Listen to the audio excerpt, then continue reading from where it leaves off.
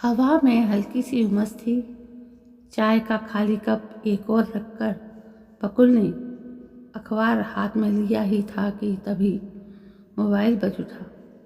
राजेश, चाय नाश्ता हो गया? अरविंद आचार्य ने फ़ोन पर पूछा। अरविंद अमेरिका के कैलिफोर्निया में रहता था। सालों पहले रतनपुर की गलियों में दोनों साथ खेल कर बड़े हुए थे, इसलिए आज भी उनकी दोस्ती गहरी थी। हाँ, चाय पी ली, अखबार उठाया और तेरा फ़ोन आ गया, राजेश ने मुस्कुराते हुए कहा। पता क्या बात है? यहाँ निमुआ ने तो घर सिर पर उठा लिया है, अरविंद ने थकी आवाज़ में कहा। मैंने बहुत समझाया, वीणा ने भी मनाया, पर मानती ही नहीं है। कहती है कि अब मुझे अमेरिका में नहीं रहना। रोज़ रात को अपने रतनपुर का हवेली जैसा घर याद आता है। कहती है कि अब बाकी ज़िंदगी अपने वतन की मिट्टी में ही बितानी है। उनकी ये हालत देखकर अब यहाँ रोकना ठीक नहीं लगता। तू तैयार रह, एक दो दिन में उन्हें फ़्लाइट से अहमदाबाद भेज रहा हूँ।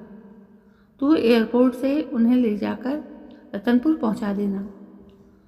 नो प्रॉब्लम, राजेश ने तुरंत कहा।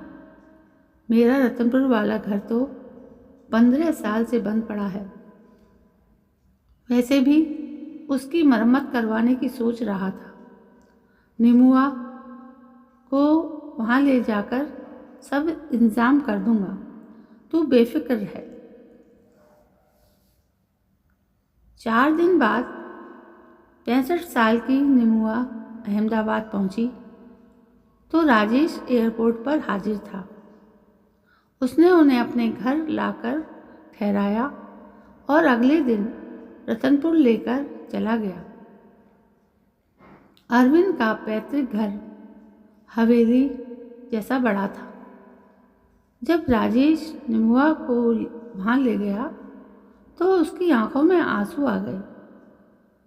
राजेश, उन्होंने कहा, सच कहूँ तो अमेरिका में अरविंद के घर में स्वर्ग जैसा सुख था, पर वतन की याद सताती रहती थी। तेरे काका ने तो यहीं आखिरी सांस ली थी। अब मैं भी यहीं अपने पूरे दिन करना चाहती हूँ। थोड़ा कामकाज रहेगा, तकलीफ होगी, पर वतन में रहकर वो सब सह लूँगी। लेकिन वो तकलीफ आसान नहीं थी। 2-3 दिन में राजेश को समझ में आ गया कि गांव में अब घर के काम के लिए नौकरानी मिलना बहुत मुश्किल है। उसने घर की मरम्मत का काम शुरू करवाया और खुद अपने रिश्तेदार के यहाँ ठहरने लगा। निबुआ ने आस पड़ोस की औरतों की मदद से घर की सफाई कराई और खुद ही रसोई संभाल ली। राजेश सामान लाकर देता था, लेकिन कपड़े और बर्तन साफ करने के लिए कोई नहीं मिल रहा था। इस उम्र में ये सब निबुआ के लिए कठिन था। 5वें दिन गांव में खबर फैल गई कि रतनपुर की सुधार गली में रामजी मिस्त्री की बहू नैना विधवा हो गई है। 40 वर्ष की उम्र में उसके पति को हार्ट अटैक हुआ था और वो गुजर गया था। ससुराल वालों ने उसे घर से निकाल दिया। 2 छोटे बेटे, एक 10 साल का, दूसरा 8 साल का, लेकर वो भाई भाभी के सहारे यहाँ आ गई थी। पर उनका घर भी तंगहाली में था। भाभी ने सबके सामने साफ कहा, हम तो शाम का खाना सोचते हैं, तुम तीनों को कैसे पालें? 10 दिन में कोई ठिकाना देख लो, नहीं तो गांव के पादर पर भमरियों का कुआं तो है। ये सुनकर राजेश के दिमाग में बिजली सी कौंध आई। उसे अरविंद की दरियादिली और निबुआ की परिस्थिति दोनों मालूम थी। उसने नैना से कहा, अगर तू तैयार हो तो निबुआ के साथ रहकर उनकी सेवा कर सकती है। मैं अरविंद से बात करूँगा, अगर वो मान जाए तो तेरा और तेरे बच्चों का ठिकाना बन जाएगा। नैना तो लाचार थी, उसने तुरंत हामी भर दी। राजेश ने फ़ोन लगाया और पूरी बात अरविंद को समझा कर कहा, गरीब नैना अगर निबुआ की सेवा करे तो दोनों का भला होगा।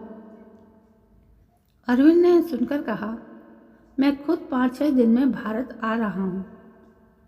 कुछ दिनों बाद अरविंद रतनपुर पहुँचा। उसने माँ से बात की। निबुआ का स्वभाव तो खुद अन्नपूर्णा जैसा था। गांव की एक दुखियारी बेटी अपने बच्चों के साथ उसके सानिध्य में रहे, इसमें उन्हें क्या आपत्ति होती।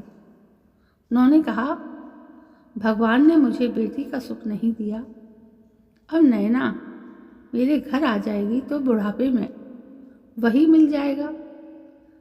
अगले दिन अरविंद ने नैना को घर बुलवाया। राजेश भी साथ था। अरविंद ने कहा, ये मेरी माँ है, अब तेरी भी माँ है। मैं तो अमेरिका में रहूँगा, पर तू 24 घंटे इनके साथ रहेगी।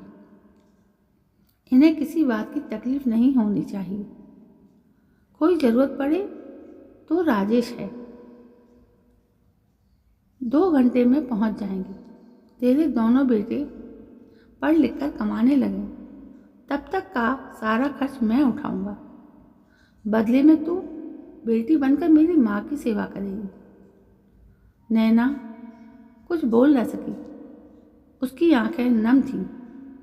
वो झुककर अरविंद के पैरों पर गिर पड़ी। अरविंद ने बैंक जाकर निबुआ और नैना के संयुक्त नाम से 20 लाख रुपए का सावधि खाता खुलवाया, ताकि हर महीने का ब्याज उनके खर्च में आता रहे। पति की अकाल मृत्यु के बाद टूटी हुई नैना अब नई ऊर्जा के साथ जीवन की डोर थामे निबुआ की सेवा में लग गई। 7 दिन रहकर अरविंद अमेरिका लौट गया। राजेश बीच बीच में अहमदाबाद से आता जाता रहा। अब नैना पूरे मन से निबुआ की सगी माँ की तरह देखभाल करती थी। उसके दोनों बेटे भी उन्हें नानी कहने लगे थे। राजेश ने आगे कहा, ये घटना 15-16 साल पुरानी है। उस समय भगवान ने मुझे निमित्त बनाया था। ये मेरा सौभाग्य था। नैना की कहानी सुनते ही मुझे उपाय सूझा और अरविंद ने अद्भुत उदारता दिखाई। आज भी जब मैं रतनपुर जाता हूँ तो निबुआ और नैना के मिलने जरूर जाता हूँ। नैना मुझे भी बड़े भाई की तरह सम्मान देती है। हवेली जैसी वो कोठी अब चकाचक रहती है।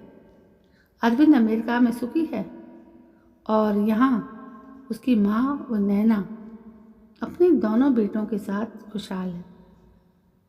आज 80 साल की उम्र में भी निबुआ जोश से भरी है। बड़े लड़के ने 12वीं में अच्छे अंक पाए तो निबुआ ने उसे मोटरसाइकिल दिलवाई। अब वो मैकेनिकल इंजीनियर बन गया है। छोटा बेटा धनुका कॉलेज में कॉमर्स पढ़ा रहा है। एक अभागिन विधवा के जीवन में सुख का उजाला लाने में मैं जरिया बन गया। यही मेरे लिए सबसे बड़ी संतोष की बात है। राजेश सोनी अब सारी बात सुना रहे थे तो उनके कहे हर पात्र, हर दृश्य मानो मेरी आंखों के सामने सजीव हो उठे थे। तो दोस्तों, ये थी एक छोटी सी कहानी और दिल को छू लेने वाली कहानी थी ये। आपको कैसी लगी? यदि ये कहानी आपको पसंद आई तो प्लीज़ मेरे चैनल को सब्सक्राइब करें, लाइक करें, शेयर करें और कमेंट भी करें। कल मैं फिर हाजिर होती हूँ आपके सामने एक नई कहानी को लेकर। तब तक के लिए जय हिंद, वंदे मातरम।